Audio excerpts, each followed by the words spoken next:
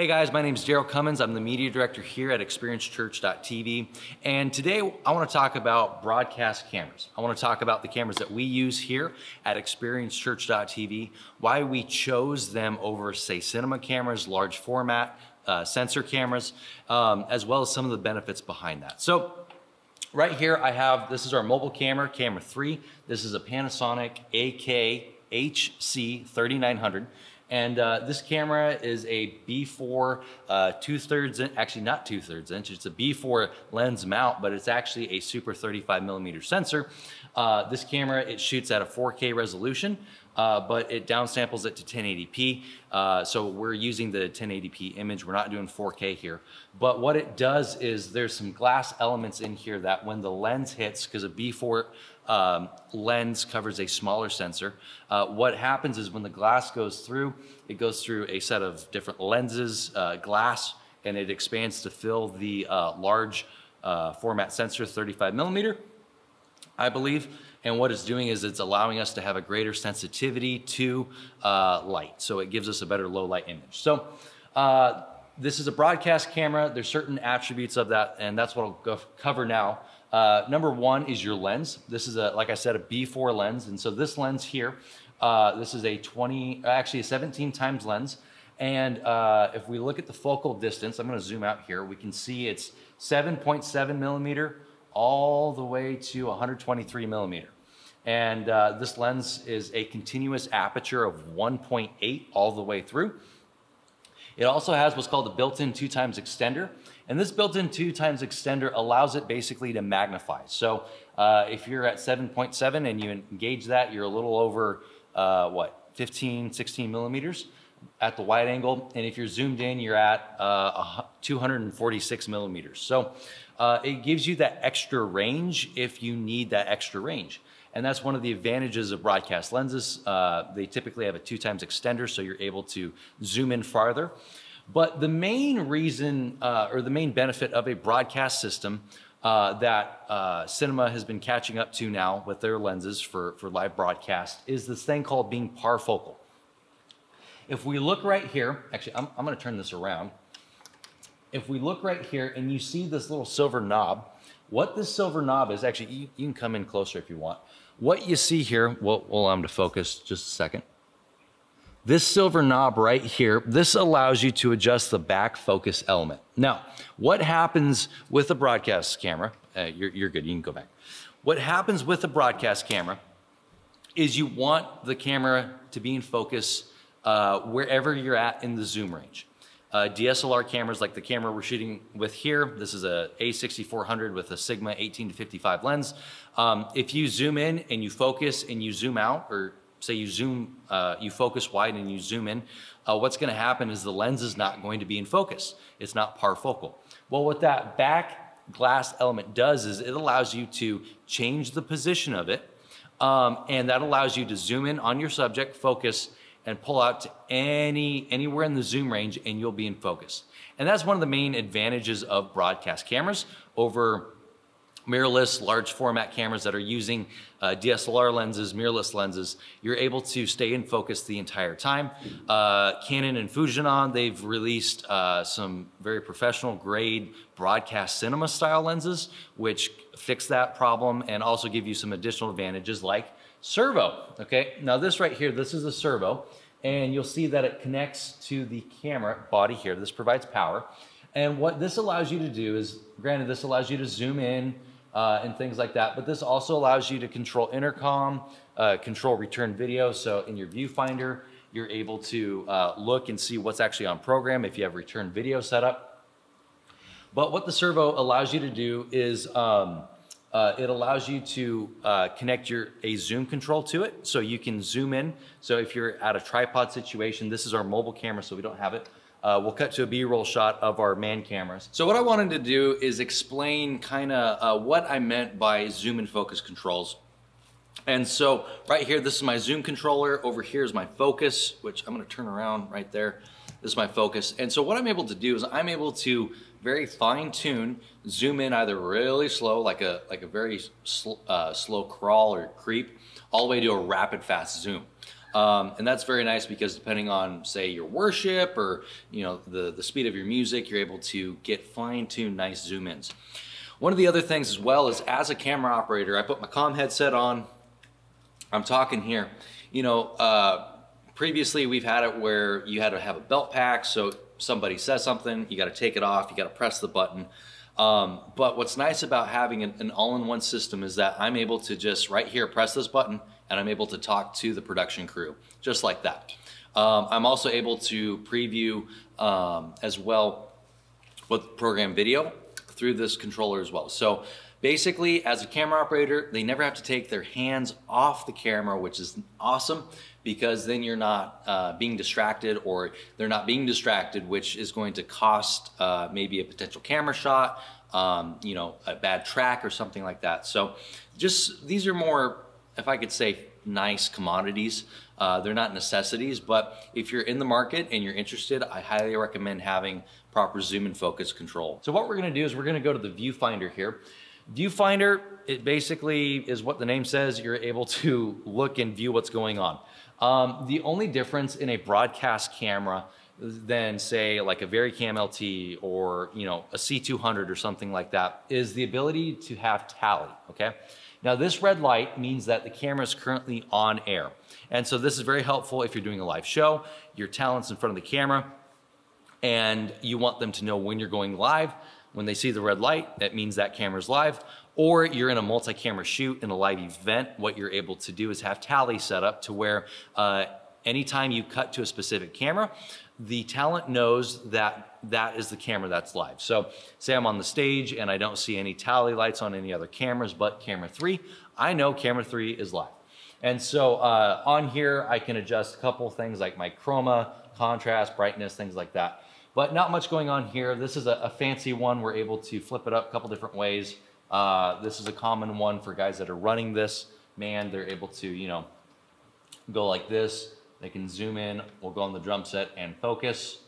And bingo, it's nice and sharp. But we're gonna move on back to the back part of the camera. And this is what really makes a broadcast camera unique. Now Sony, Sony and Panasonic, they've released some large format, super 35mm broadcast cameras that allows you to get that very cinematic look. But they've designed it with what we would call a transmission system, okay? A transmission system. So what you see here is, this is the back of our camera. It's got our intercom control. We have mic.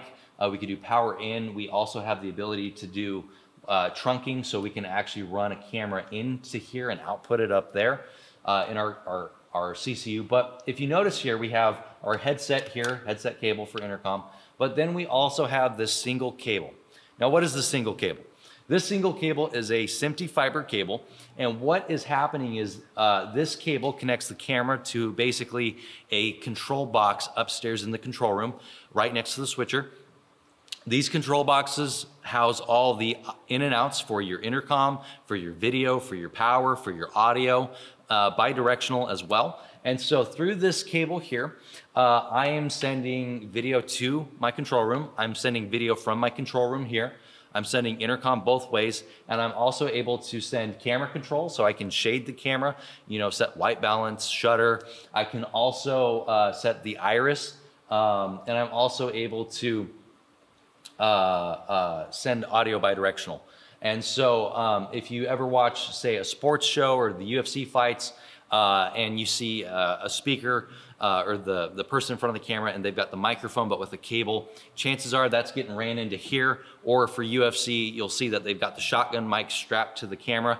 What that is the shotgun mic going into into the camera. It's being sent and then it's being taken out of that box upstairs into their audio mixer. And so the advantage of this transmission system is that you have one cable connecting your camera to your control room. Now, it is a single cable. I know wireless transmission is a big thing. A lot of people are doing that, and that's totally fine.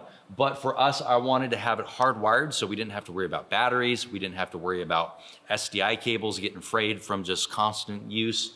And so this makes it very easy to just have everything very clean, have your power on. I can't tell you the number of times camera operators forgot to turn the camera off But because the power is controlled up in the control room, all we have to do is flip a switch, makes it very easy. So this is the advantage of a broadcast camera. Everything's ran down through one cable, and it makes it very, very easy to use. Now, the disadvantage of this is that it is a fiber cable, okay, a fiber cable.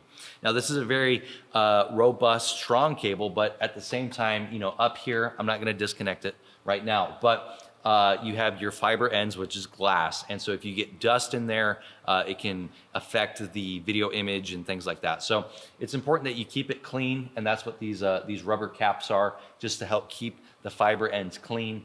But anyway, so this is kind of an overview of why we chose, or part of the reason why we chose the camera, technically speaking. Now, the creative side behind the camera is more, if I could say, ease of use operations. So one of the things that I really focus on here, and Cameron, he's our production director, he's off to the side here, he can attest to it, but our mission for our production is that we create a distraction-free experience for the viewers that are watching. And one of the things that ekes me the most, if I can say, is when there are camera shots that are out of focus, right? I know there's been a big push, a big dive into cinematic. And we associate shallow depth of field for cinematic. I've seen some amazing productions that they're shot at 24 FPS, but there is no large sensor, 35 millimeter full frame camera involved, but it looks amazing. It looks cinematic. It feels cinematic because of the lighting, because of the camera angles, because of the color correction, because of the content, the subject that was up there. Maybe it was a band or a very motivational speaker. So when we talk about cinematics, a large sensor isn't always cinematic. What a large sensor does is it allows you to have better low light performance, but it also allows you to have a greater shallow depth of field. Now, with a greater shallow depth of field, what happens is, or what you run into is your focus becomes way more critical, meaning that when you have a volunteer running focus, say from 40 feet away from your stage, your focus is going to be like razor thin.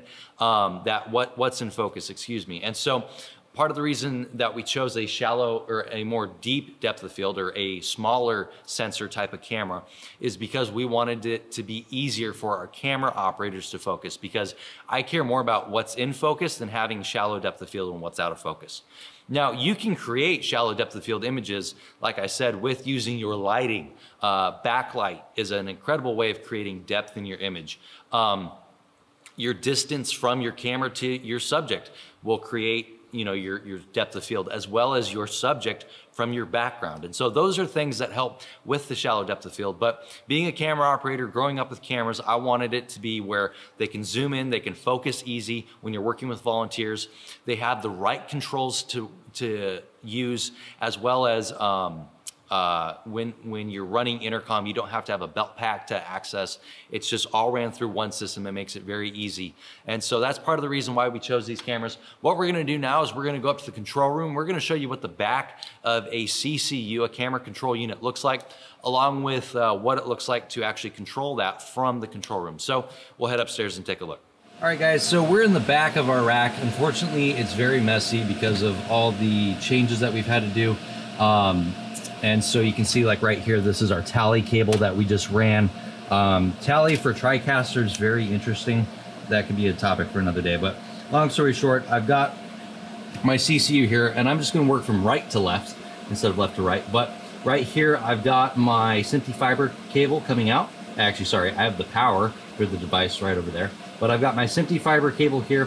What this is doing is this is going straight to the camera, and all the in and outs are running from there.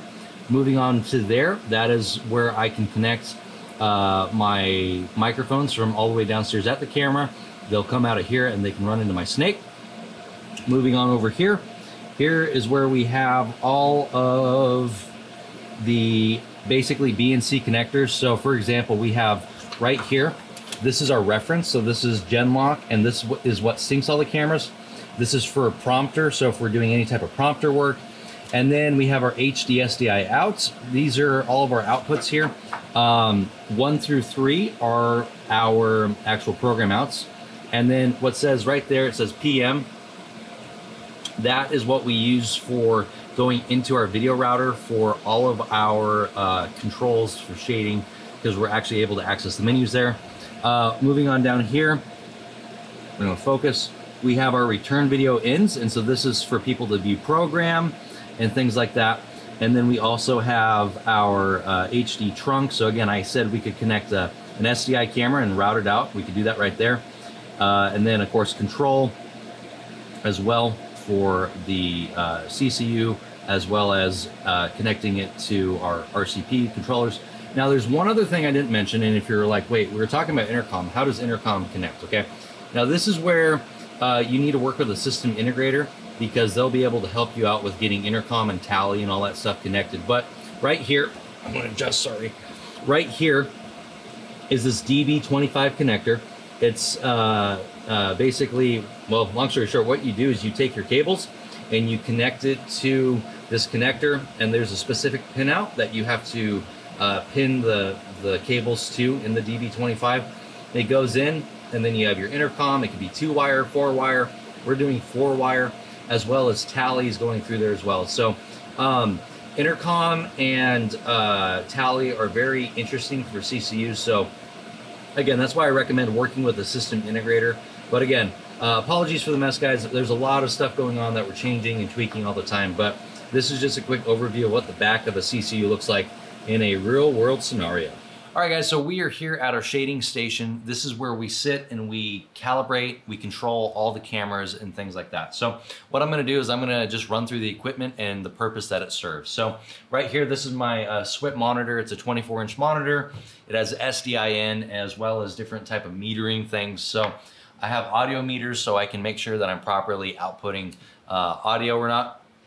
So I can pull up my program video and make sure that I'm outputting signal that way, or I can look and see, okay, we're outputting audio from a camera. Should we not be? Moving on, we have our waveform here as well as our vector scope. We use these for shading. We have another device here, which we'll hit in a second. But anyway, I'm able to connect an output of my router. And then what I do is I come over here to my control panel. This is a Video Hub control panel. And I'm able to preview my camera. So camera 1, camera 2, camera 3.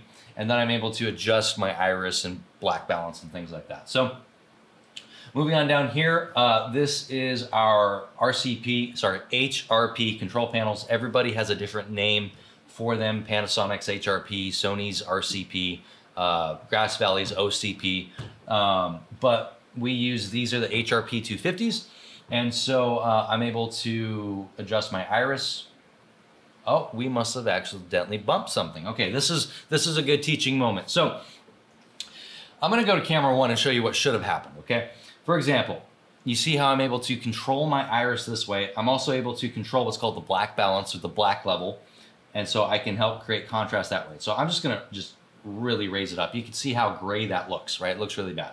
Or I could just absolutely crush my black levels, and then I have this really emo punk goth looking thing. Obviously, I'm not going to do that. I'm going to try to set it back to where it was. And so what happens is on the B4 lens, there's always a switch. It says A or M. A is for automatic, M is for manual. And so what happened is when we were downstairs, we accidentally bumped that switch and it put the lens in manual mode. And what happens is if I go to camera 3 and I try to adjust the iris, I have no iris control. Now, there have been times where we're like, oh my gosh, what's happening? Did we break something?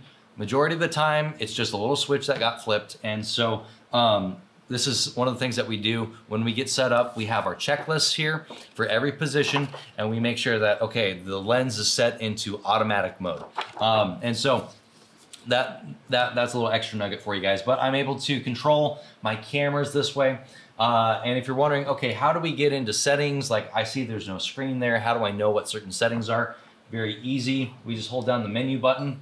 We're gonna select camera. We're gonna take off this, and we're able to preview all of the different things. So my system mode, my in and outs, all that stuff. This is how I access it through here. Moving on over to here, this is again where we control the router, pulling up our different inputs. So if I want to pull up my program output, I can do that. If I want to pull up multi-views, I can pull that up and I can look at my multi-view as well. Moving on down, this is an Atomos Shogun Studio. And so we really just use it for monitoring the video feed because it has metering. So we have RGB parade. So that takes the red, green, and blue value of the image. It splits it up according to its red, green, and blue values. And then you're able to monitor its luminance. And you use that to help with making sure that your colors are balanced. Typically, you use a paint chip chart, a Color Labs, DSC Color Labs. You put it up there, you zoom your camera in on it, and you're able to color balance that way. And then waveform here, just like we have over here. And then lastly, this is our PTZ controller for all of our studio cameras that we have. We use JVC NDI PTZ cameras, so everything's ran over NDI. And sorry, I lied. This is our last piece, and our most important piece is Intercom. And so this is an RTS DBP digital belt pack. And so what this has 4 channels of intercom on it. And it's all digital, so I don't have to worry about any analog problems or things like that. But I'm able to talk to my cameras directly, my floor director, if for some reason there's a problem with the cameras or I can't get a hold of somebody, as well as everybody in the control room as well. And so intercom is one of the most vital and important pieces in a production. I strongly recommend that if you don't have a good intercom system, invest in that, because we've been abound and we've been abased, and we like abound way more. We like having good intercom than bad intercom. But with that said, guys, that's just kind of an overview of our cameras. I guess one last thing I could do, sorry, I'm going into overtime here, is kind of explain how we do it. So what I'm gonna do is I'm just gonna pretend this is a production and I'm shading, okay? So what I'm gonna do is I'm gonna put on my headset, and the director is going to call a camera shot. This is bonus material, guys. The director is gonna call for a camera shot. And so they say, ready, camera 1. And my goal is to pull up camera 1 here, make sure camera 1's in focus. And if they're in focus, great, I don't need to say anything. If they're not in focus, I'm gonna say, hey, camera 1, can you please check your focus? It looks like you're out of focus. And then camera 1's going to check their focus. And so that's basically what the person sitting at the station does every Sunday or every production. But guys, that's it for the video. Hope you enjoyed that little extra there. But if you guys like this video, hey, like, comment, subscribe, share it out. And if you have any questions or you want to see something else, hey, you know, what about audio? What about switching? What about directing? What about graphics or media? Put it in the comments. We'd love to answer that question and maybe make a video on it. So guys, that's it for today. We'll see you in the next video.